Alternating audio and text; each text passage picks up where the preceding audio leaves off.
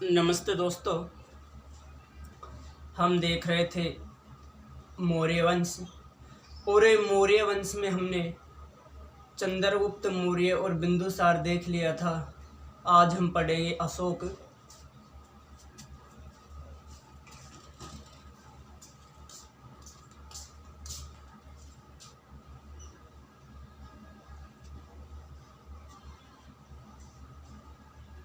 अशोक का जो शासनकाल रहा वो 273 ईसा पूर्व से 232 ईसा पूर्व तक रहा।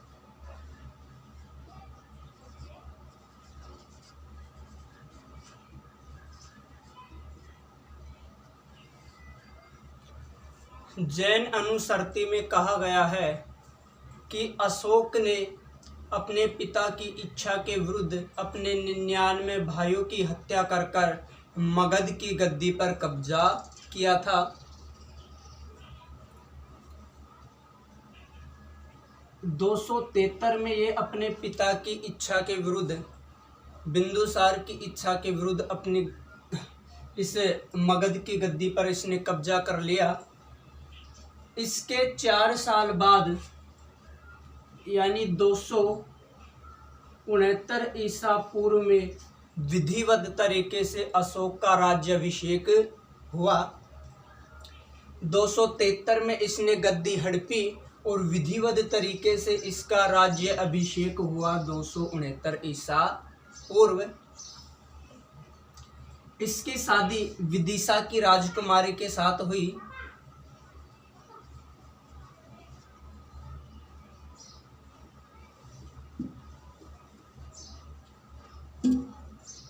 इस विदिशा की राजकुमारी से अशोक को 2 संतानें मिली।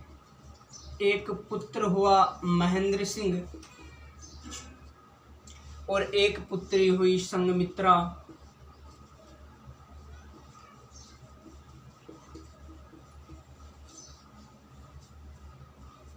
राज्य अभिषेक के 8 वर्ष बाद अर्थात 261 ईसा पूर्व अशोक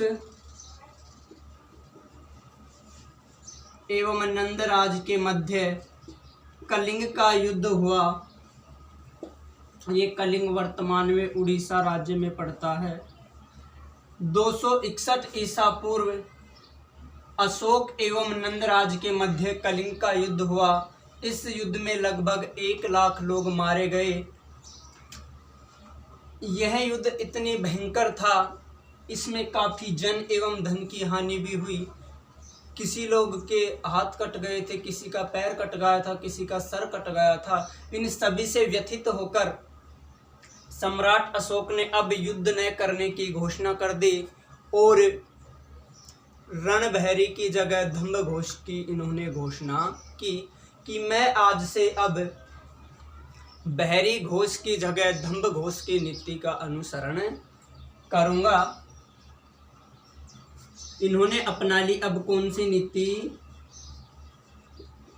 बहरी घोष के स्थान पर धम्म घोष की नीति।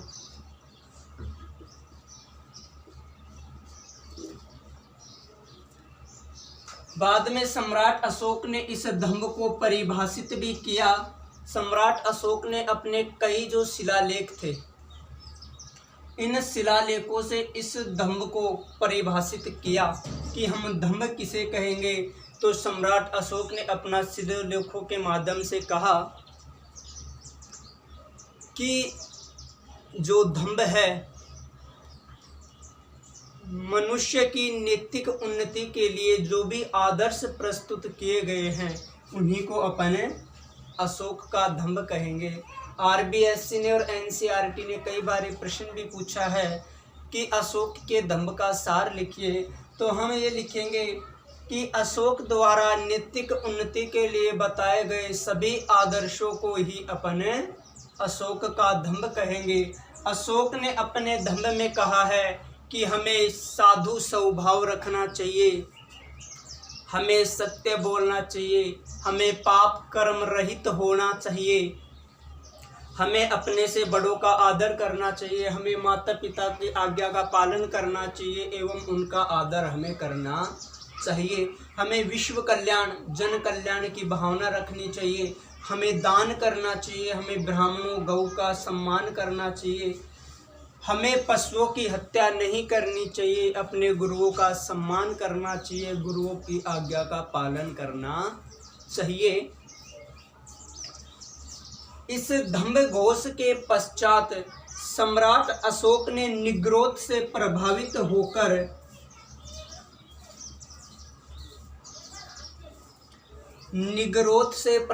होकर बौद्ध धर्म की दीक्षा प्राप्त करने की मन में ठान ली और इसने उपगुप्त की सहायता से बौद्ध धर्म की दीक्षा प्राप्त की। निग्रोध से प्रभावित होकर और फिर उपगुप्त से सम्राट अशोक ने बौद्ध धर्म की शिक्षा प्राप्त की। प्रश्न ये आए कि भाई सम्राट अशोक ने बौद्ध धर्म की शिक्षा लेने की मन में कैसे ठानी, तो अपन कहेंगे निग्रोध से प्रभावित होकर, और उसको दीक्षित किया उपगुप्त ने। उसके बाद सम्राट अशोक ने एक यात्रा शुरू की, धम्म यात्रा।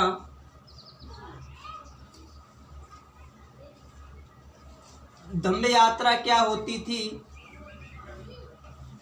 सम्राट अशोक से पूर्व जो भी शासक थे वो जंगलों में जाया करते थे और जंगलों में जाकर पशु पक्षियों का वो शिकार करते थे। लेकिन सम्राट अशोक ने उन शिकार के बजाय अब थोड़ा सा यात्रा में परिवर्तन किया और अब सम्राट अशोक ने बौद्ध धर्म के जो भी पवित्र तीर्थ थे, जो भी बड़े भिक्षुणी थे, उनका दर्शन करने की एक यात्रा शुरू की और उसे कहते हैं धम्म यात्रा। सम्राट अशोक की सेना में और दरबार में जो भी लोग कार्य करते थे, सम्राट अशोक 5 वर्ष में एक बार उन्हें भी राजकीय यात्रा पर घूमने के लिए बौद्ध धर्म के स्थानों पर भेजा करते थे। और इसको सम्राट अशोक ने अपने जो अभिलेख हैं उनमें कहा है अनुसंधान।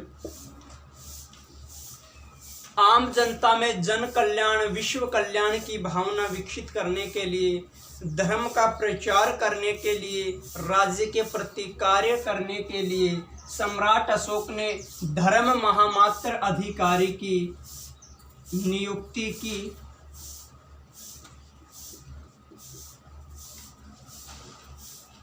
ये याद रखिएगा, प्रश्न यह है कि सम्राट अशोक का धर्म महामात्र अधिकारी का कार्य क्या था?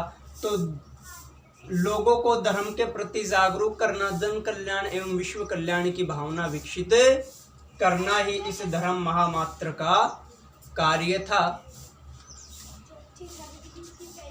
सम्राट अशोक अपनी जनता को अभिलेखों के माध्यम से संबोधित करता था। सम्राट अशोक भारत का पहला ऐसा शासक था जिसने अपनी जनता को सीधे अभिलेखों के जरिए संबोधित किया, और उसने यह प्रेरणा यूनान के शासक डेरियस प्रथम या दारा प्रथम से ली। सम्राट अशोक के अभिलेख 3 लिपियों में मिलते हैं। पहली है खरोष्टी लिपि, दूसरी है अरेमाइक लिपि और तीसरी है ब्राह्मी लिपि। पाकिस्तान में जितने भी अभिलेख मिले हैं वो खरोष्टी लिपि के हैं। अफगानिस्तान में जितने भी अभिलेख मिले हैं वो अरेमाइक लिपि में लिखे गए हैं, और भारत में जितने भी अभिलेख मिले हैं वो ब्राह्मी लिपि में लिखे गए हैं। आप इसके पहले अक्षरों से भी याद कर सकते हैं। ब्राह्मी यानी भ्रा अर्थात भारत, कि भारत में जो भी अभिलेख मिले वो ब्राह्मी लिपि में। अरेमाइक, ऐसे अरेमाइक, और ऐसे अफगानिस्तान, कि अफगानिस्तान में जो भी अभिलेख मिले हैं वो हमें मिले हैं अरेमाइक लिपि में। और खरोष्टी का पहला अक्षर ख, ख से खरोष्टी, ख से खराब, और खराब का पर्याय बना है विश्व में पाकिस्तान। तो खरोष्टी लिपि में जो पाकिस्तान में जो भी अभिलेख मिले हैं वो मिले हैं हमें खरोष्टी लिपि में। सम्राट अशोक ने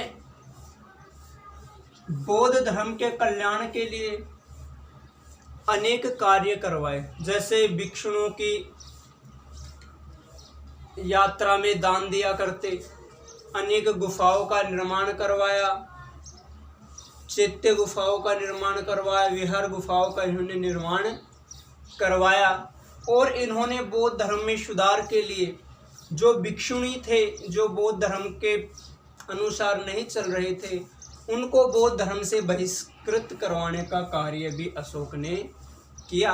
अशोक ने जन कल्याण के लिए भी अनेक कार्य किया। इसके जो अभिलेख हैं, इन अभिलेखों से हमें कलिंग के युद्ध और जीव हत्या निषेध है जैसे राजकीय फरमान हमें मिलते हैं। इसके अभिलेखों में बात लिखी गई है कि सारी प्रजा मेरी संतान है, और इसी बात से अंदाज़ा लगाया जा सकता है कि सम्राट अशोक अपनी जनता के लिए अच्छे तरीके से कार्य करते थे।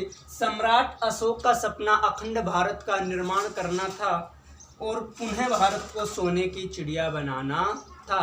मगध साम्राज्य अशोक के समय भारत का प्रथम एवं अंतिम सबसे विस्तृत, सबसे विशाल और सबसे बड़ा राज्य था। अब हम देखें तो जो सम्राट अशोक है, इसका अशोक नाम मिलता है गुजरा और मास की अभिलेखों में। गुजरा और मास की अभिलेखों में इसका नाम मिलता है अशोक। पुराणों में इसका नाम मिलता है अशोक वर्धन। गुजरा और मास के अभिलेख में तो मिलता है अशोक, और पुराणों में मिलता है इसका नाम अशोक वर्धन। इसके अलावा श्रीलंका के राजा इसे कहते थे देवनापिय, और कुछ एक इसे कहते थे देवनापियदस्सी। प्रश्न ये आ जाए कि देवनापियदस्सी के नाम से भारत के किस शासक को जाना जाता था, तो आपका आंसर होना चाहिए सम्राट अशोक। सम्राट अशोक ने मगध पर लगभग 40 वर्ष तक शासन किया। इसके बाद 232 ईसा पूर्व सम्राट अशोक की मृत्यु हो गई, और उसके बाद एक अंधा शासक कुणाल ने मगध पर शासन किया। कुणाल के बाद दशरथ ने शासन किया। दशरथ के बाद संप्रति ने मगध पर शासन किया। उसके बाद शालीशुक ने, देववर्मन ने, सत्यधनवंत ने भी मगध पर शासन किया। और उसके बाद आया वृद्धरथ।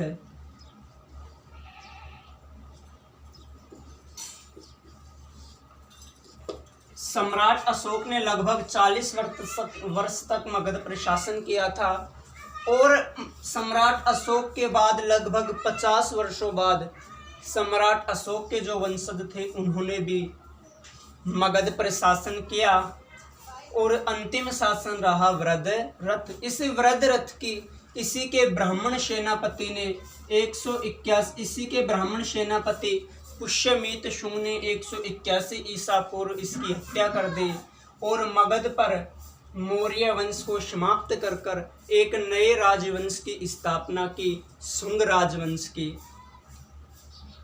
शुंग राजवंश अपन देखेंगे अगले वीडियो में। धन्यवाद साथियों।